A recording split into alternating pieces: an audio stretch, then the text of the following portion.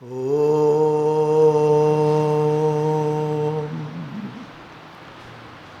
Om. Om Shri Gurubhyo Namaha. Harihi Om. Om Gungurubhyo Namaha.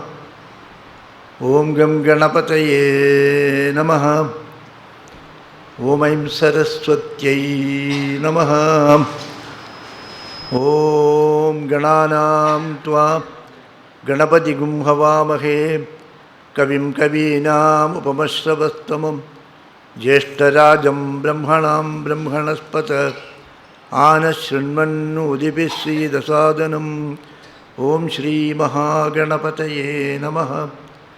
Om Namah Shivaya Gurave Satchidanandamurtaye Nisprapanchaya Shantaya Niralambaya Tejase. Om Yasyatma Bhudasya Guraprasadat Aham Vimuktosmi Samsara Bandhat Sarvopadashti Shivanandamurte Mridvakriyukmam Pranadosmi Nityam Dayasindhum Dena Bandhum Shastrartha Bodhana Patum Maskarindra Varam Naumi Sri Chidananda Sadgurum.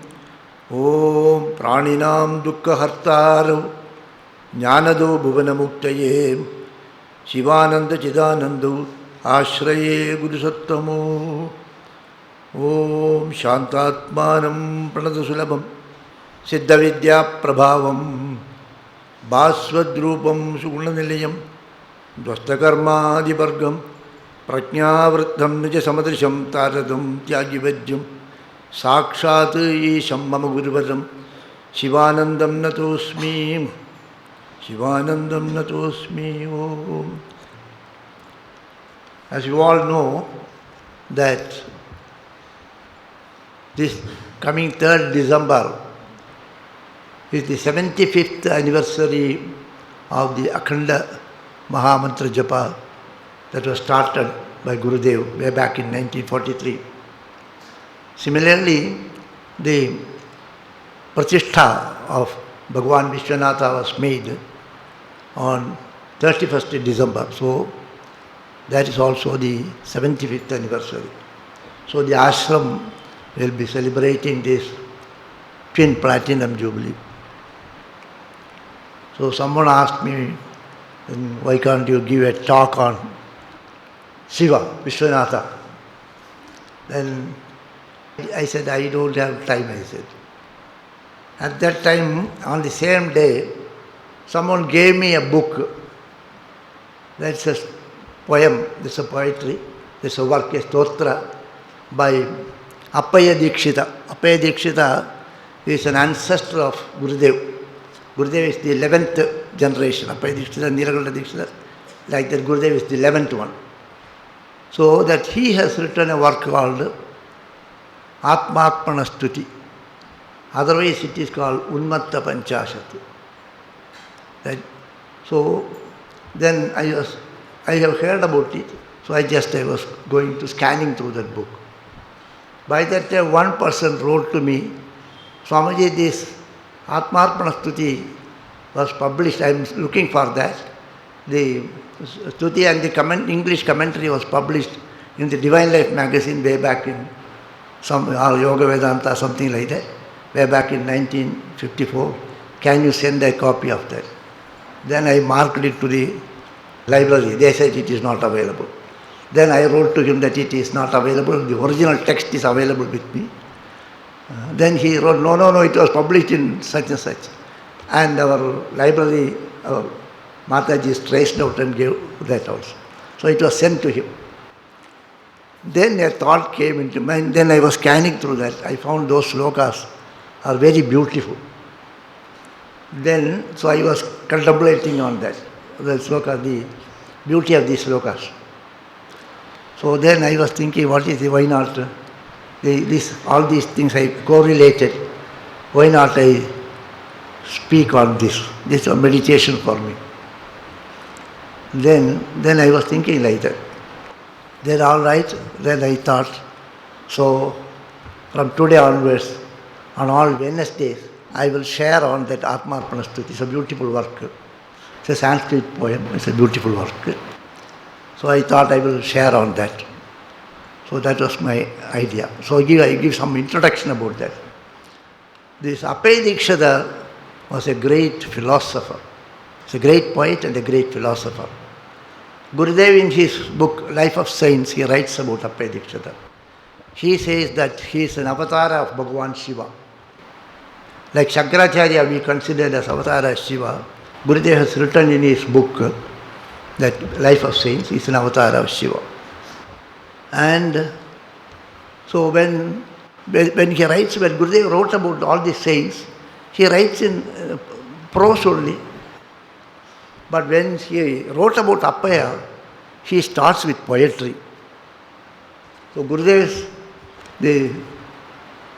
when he speaks about Appaya Dikshita, he speaks in little poetry, then he moves on to the story he narrates in prose. So in Sanskrit it is the Gadya Padya Mishra, the mixing of poetry and prose. That is called the Chambu. So Gurudev has followed in one way or other the style also. So it's a long poetry. I will read two about that, two pieces. Sweet in praise of Shiva he sang. Sweet in praise of Shiva he sang. He means Appaya Dikshita. Hymns that with rich melody rang. And devotees still loved to sing hymns of him. Among poets a king. So he writes that sweet in praise of Shiva he sang. The Appaya Dikshita wrote a lot of poetries, stutis, stotras on Shiva. And they were rich in melody. So it's so beautiful. The style of that poetry is so beautiful. Those who enjoy Sanskrit poetry, they will enjoy it much. And devotees used to sing that poetry, poems. And he's a king of poets, he says. And then the speciality of him is, Appaya Dikshita is not just a poet, he's a great Vedantin. He can be compared with Madhusudana Saraswati and other people who have commented upon the Shastras. So the commentaries, Advaita Siddhi and all those things, they are very classics, actually, masterly works. Appaya Dikshita has also written like that. But the speciality is, he has written a commentary on to establish the theories expounded by different authors. He has written a commentary on Vishishtadvaita, on Advaita, Dvaita and Shivadvaita. Four things he has written. So it is called, that book is called Chaturmata Sara Sangraha. Chaturmata Sara Sangraha. The Vedanta is, yes, there are four different schools of thoughts are there. One is Advaita philosophy, the other is the Dvaita philosophy, then the third is the Vishishtadvaita philosophy, then Shivadvaita, Shuddhadvaita, so many things are there. So he has written on Advaita, Advaita Para commentary, Advaita Para and Dvaita Para, Vishishtadvaita Para and Shiva Para. All the four he has written. So it is called Chaturmata Sara Sangraha. And also he has those who study the Vedanta. So if you study some books, you won't get the total picture of it. You can't understand this fully. To understand Vedanta, you should first understand the terminologies. There are different terminologies in the Vedanta. If people all speak about Vedanta, but they will not have an in-depth knowledge actually. So it needs a deeper knowledge of how the terminologies you should know. So suppose if they say Bibba Pratibibhavada or Avachedavada, so they are already technical things. So all these things, to know all these things, initially the southern India, those who are studying under, traditionally those who are learning, those who learn little of Vedas and then Sanskrit, Vedas, and then come to Upanishad. Not suddenly you go into study Upanishad or Brahma Sutra like that. Those who go step by step, they go. They should, for them, the first thing that is taught is Siddhanta Lesha Sangraha. a book by Appai Dikshita. It is called Siddhanta Lesha Sangraha. All these things Gurudev has mentioned in his article on this Appai Dikshita. So the Siddhanta Lesha Sangraha will be taught. What are these different terminologies? It is all explained. So he has written a lot of works on Vedanta. And the magnum opus is called Parimala. Parimala is a particular commentary. So Brahma Sutra, one has to know Brahma Sutra very well to speak on Vedanta. So Brahma Sutra, there is a commentary by Shankara Bhashya. For that Shankara Bhashya, there is a commentary by Vachaspati Mishra. To understand Shankara Bhashya, you need another commentary, guidebook like that. So that is called, Vachaspati Mishra has written. That is called Bhamati. So there is an interesting story about that Bhamati also. This Vachaspati Mishra, a little humor is required, so I will put. Otherwise I am talking a very dry subject. So Vachaspati Mishra was married. And then he was studying, he was engrossed in this Bhashya commentary. So he was studying, dwelling on that and writing commentary. So his wife used to serve him. And when he completed this work, then he finished it, he was very happy. And then he looked at that lady and asked, "You have been helping me very much. May I know who you are?"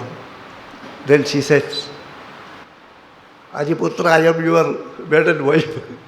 Achha? So, what do you want? He asked. So I am so happy with you. So whatever you want, I will give you. Then he said, "I want a progeny," he said. Then he said, "We have surpassed that age. So this will be our child. I give this book your name," he says. Bhamati he gives. So that was Bhamati actually, Bhamati. And there is a special group, there is one thought, one philosophical thought on the Bhashyas also. So it is Bhamati. For that Bhamati there is a commentary which is called, some of those who have studied little, they may be knowing all these things. That Bhamati's commentary is called Kalpataru. This Kalpataru was written by a person called Amalananda. So it is a very tough commentary. The Sutra is itself tough. Shankara Bhashya is tough. Still tough is Vachaspati's Mishra's elaboration, arguments and all these things. And these different arguments they bring and they solve that. And Siddhanta. So it is very tough. It is brain taxing. So for that Kalpataru is much more difficult. So for that Kalpataru, in order to explain that Kalpataru, our Appai Dikshita has written a commentary which is called Parimala. This Parimala is supposed to be one of the best work, and especially in the southern traditions, the Shankaracharyas of Sringeri Matha, etc., those who learn this Vedanta, they should learn Shankara Bhashya, Bhamati, then Vivarana, then Kalpataru, and Parimala. Parimala also they should study. All these works he has done. Although he is such a logician and speaks very dry, he is also a good poet and is a great devotee of Shiva. Although he is a great devotee of Shiva, he is not sectarian in his view. Those days in that southern India, there was this, Shaivites were there, Shaiva Siddhanta was there, and Vaishnavites were also there. So they used to quarrel, and the Jains were there. Quarrel in the sense, not the quarrel with regard to Siddhanta, not any physical war. So the Shaiva Siddhanta, Madhva Siddhanta like that. So he was tolerant to all these things. He will accept all these things. So he considered Shiva as his God, as his Ishta Devata, but equally he was devoted to Vishnu also. So Gurudev says in the learned treatises and books, unblemished by the jaundiced looks. So he doesn't have the jaundiced look of things. He doesn't, this is correct, this is wrong, this is right. Shiva alone is the right thing. Bhakti alone is the right path. Jnana is not right. All these discussions we also have here. Whether bhakti is great or jnana is great, whether karma is required or not, All these discussions are empty discussions. We should have an open mind to accept everything has got a place here. So Gurudev was accepted everything. So that is why he has brought about this synthesis of yoga. So likewise, that was he has inherited from his great-great-great-grandfather. So he says, in the learned treatises and books, unblemished by the jaundiced looks, and in commentaries visual with Vedic wisdom unexcelled. So the Vedic wisdom does not permit this, because while commenting on this Mandukya Upanishad, the great Acharya, Gaudapada Acharya says that they quarrel with each other. We don't quarrel. Te parasparam vidujyante asminne taihi na vidudyate. We don't quarrel with anybody because everything is acceptable to us. The absolute truth will subsume in itself all the other relative truths. All these things are true, but they are relatively true. This is an absolute truth. It will absorb in itself all these truths. So Appaya Dikshitar was such a great person. So he has made a lot of stotras. Having done that, then he thought whether I am a real devotee, whether I am trying to be a devotee or I am a natural devotee. In the Tamil there is a saying, even if I forget to tell you, remember you, my tongue will not forget you, they say. Even if my mind forgets to remember you, my tongue will not forget to remember you. So it is a natural, my devotion. The movement of the mind towards God should be natural. It should not be artificial. Normally what we say, you don't do that, don't do that, don't do that. You try to focus the mind on something and not allow the mind to go elsewhere. So if the mind is given the freedom to go elsewhere, what will happen? So the Vedantians say, Asukte he amarane kalam nayeta vedanta chintaya. Until you go to sleep, until you die, you spend the time contemplating on Vedanta. Now when you go to sleep, what type of dream you will have? Whether you will dream Vedanta, whether you will dream Bhagavan, or you will dream something else. So if there is a natural movement of mind should naturally move to the God, whatever be the condition. Even if I don't want my mind to move there, it should be that. Our mind should move towards God, even if we don't want that. We want to take it out for this, then also it moves. That should be the condition. So Appaya Dikshitar thought, suppose if I go mad. Nowadays sometimes you undergo a surgery, anesthesia is given. After the anesthesia, when you come back to consciousness, during that period, what type of things you are speaking, what you speak about, what type of thoughts come in your mind. When you go, Alzheimer's comes, what will you speak? Delirium, you go mad sometime. So Appaya Dikshitar thought, if I go mad, what will happen to me? Whether I will be really devoted to God or I will be doing something else. So he wanted to experiment on himself. So he made there's a flower called in Datura, they call it the Umatta, something like that. Unmatta, Parvashni Sumatta. So in the Datura, if something is prepared and if you drink, the person will go mad for some period of time. And afterwards you can give some other medicine and make him all right also. Antidote you can give. So he consumed that and told his disciples, now I have taken this, I will go mad. When I go mad, what I say you note down, you record it.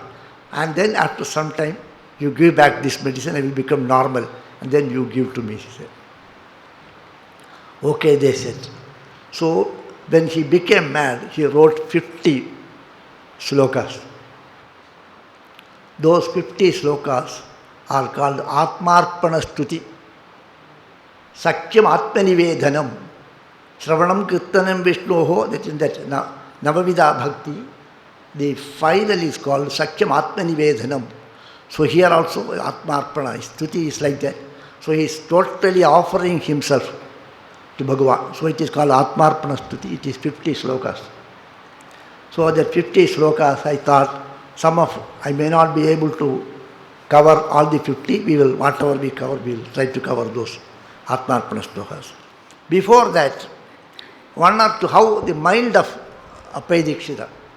Apayadikshita was so tolerant, accepts everything. Nothing we hate. All things are acceptable to us.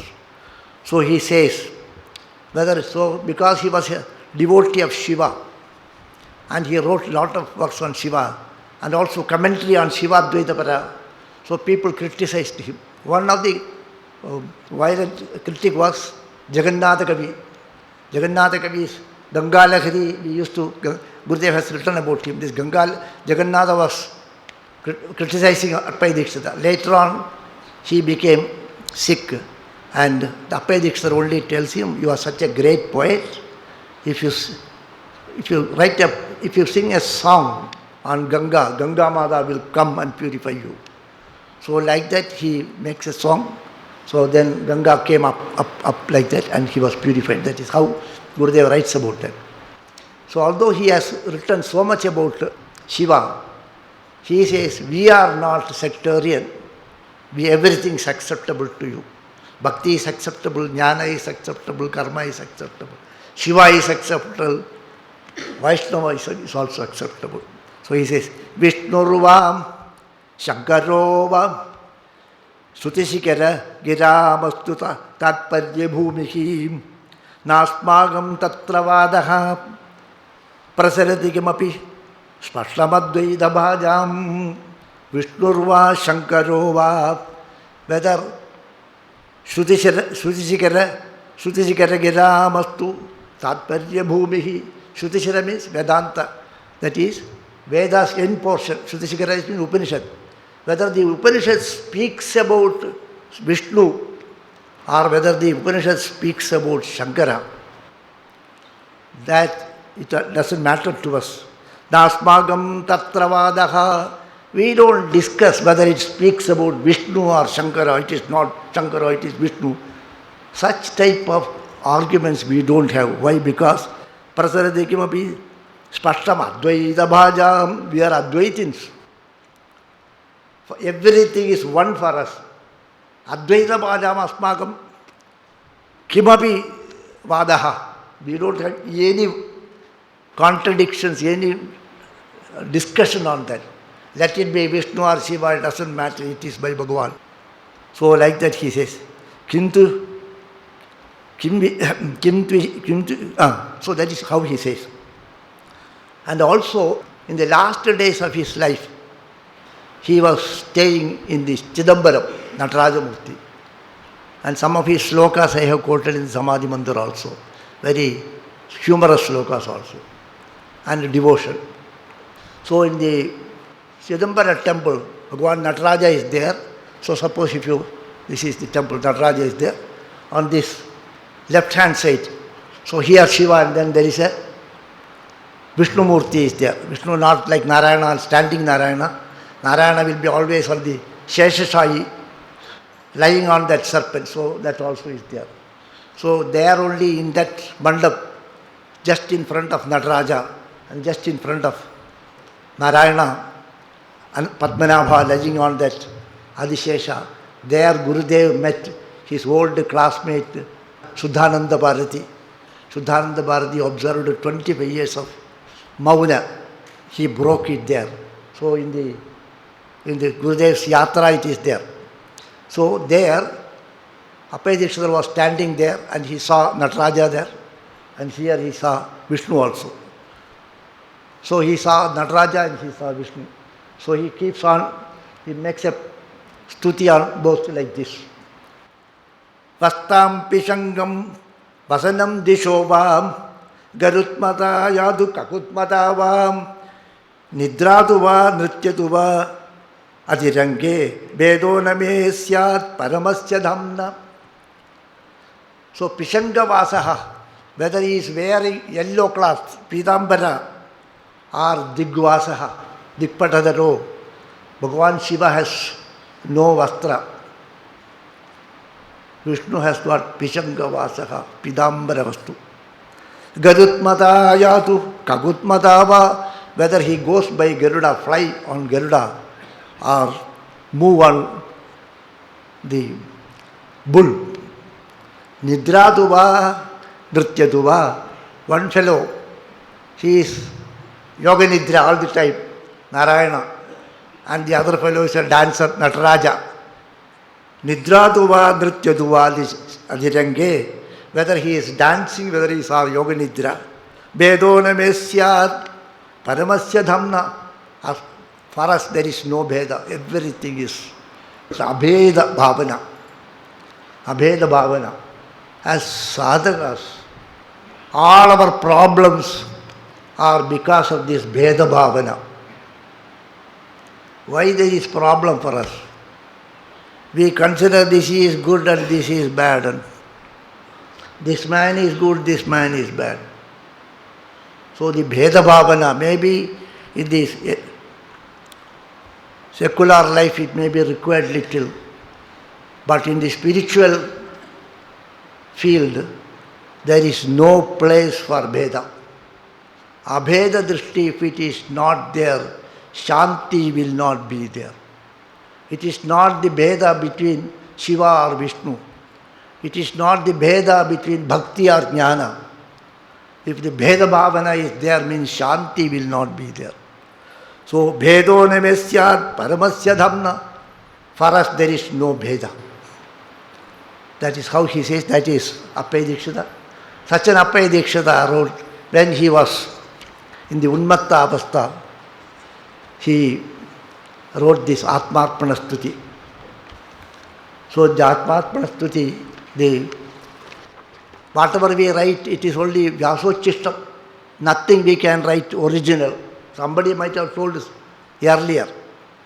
So when I read this, somehow or my mind connects it to other scriptures, what I have learned from Vedanta or from Bhagavad or something like that. So I will try to correlate those things. That is my meditation. So the first sloka, he starts like this. So when he was in delirium, when he was a mad person, the desire comes in his mind that I should make a stotra to Bhagavan. Vancha, something comes, I should make a prayer to Bhagavan. Then he makes a prayer to Bhagavan. Kastam kaste buddhum prabhavati param devadeva prabhavam yasmadittam vivitarachana srishtiresha bhabhuvam bhaktigrahyastvamapi tadapi tvamaham bhaktimatrat stotum vanchami adimahadidam sahasam me sahasva. So when he wanted to glorify Bhagavan, when he wanted to write a stotra Bhagavan, then he thinks, where is Bhagavan and where am I? Yeah, Bhagavan cannot be described because yato vacho nivartante aprapya manasasaha, where all the knowledge fails to explain and come back, where the mind comes back, where the speech cannot reach. So how to describe about that Bhagavan who is beyond all concepts? So he says, Kastam kaste buddhum prabhavati. Who can describe you, hey Bhagavan? Param devadeva prabhavam. Who can describe about your prabhava? Who can describe about you? Yasmadittam vivitarachana srishtiresha bhabhuva.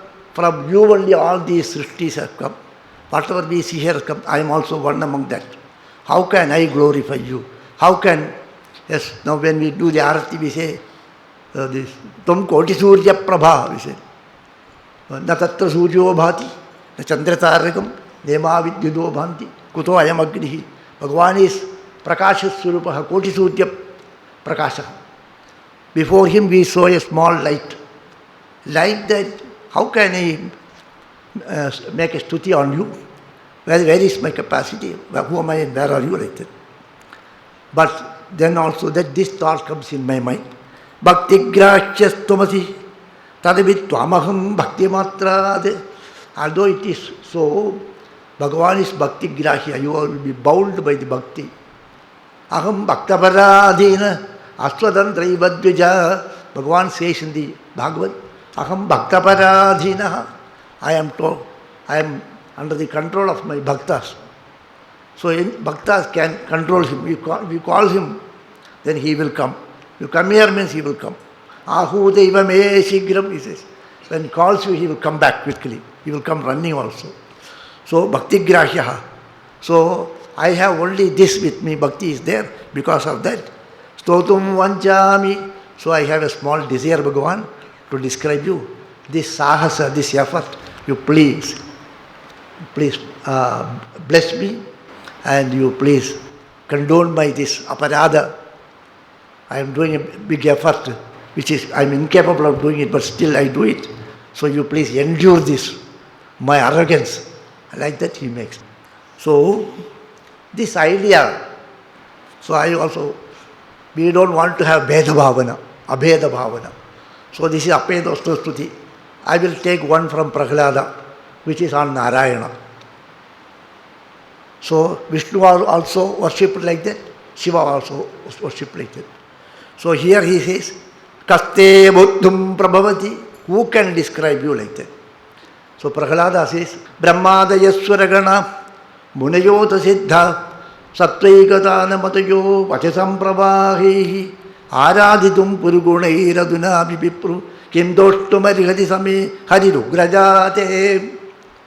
So he says, Prahlada says, Brahmadayaswaragana, Brahma, etc., Brahma and all these devatas. Munayota Siddha, Maharshi, Siddhas, all the devatas.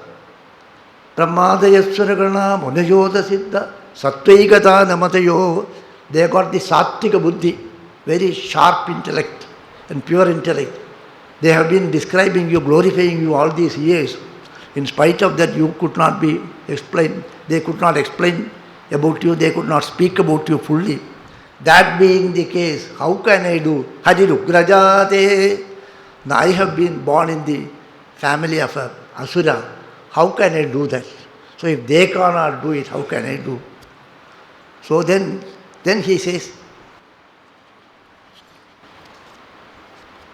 then Prahlada says, so where am I? If Brahma etc. cannot glorify you, then how can I do it? Then he thinks, but Bhagavan is Bhakti Grahya.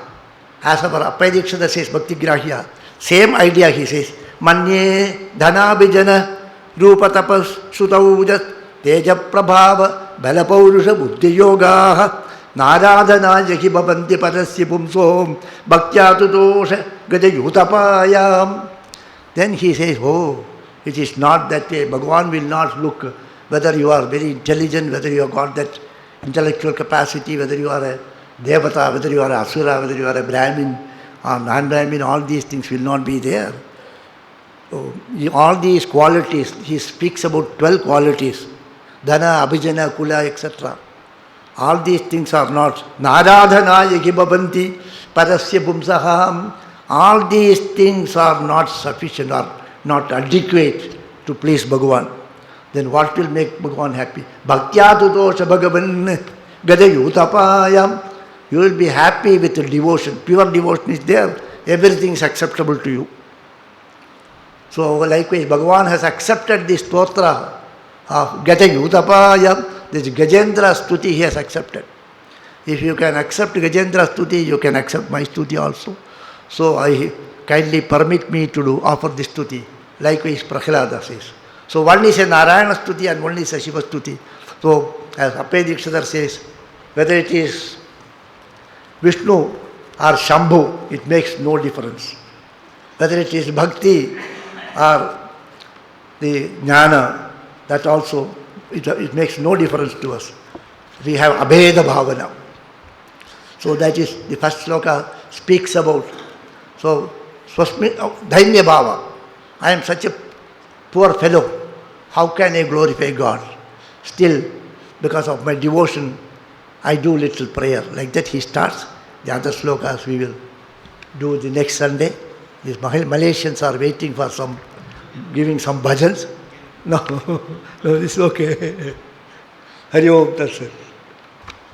Manaso Vrittayo Nasyu Krishnapadam Bhujashrayah Vacho Bhidayi Nirnamnam Kayastat Prakvanadishu Karmabhir Brahmyamananam Yatra Kwapi Ishwarechaya Mangala Charitir Danihi Ratirna Krishna Ishware Om Namasankirtanam Yasya Sarvapapa Pranajanam Pranamo Dukkashamana Tam Namami Hajim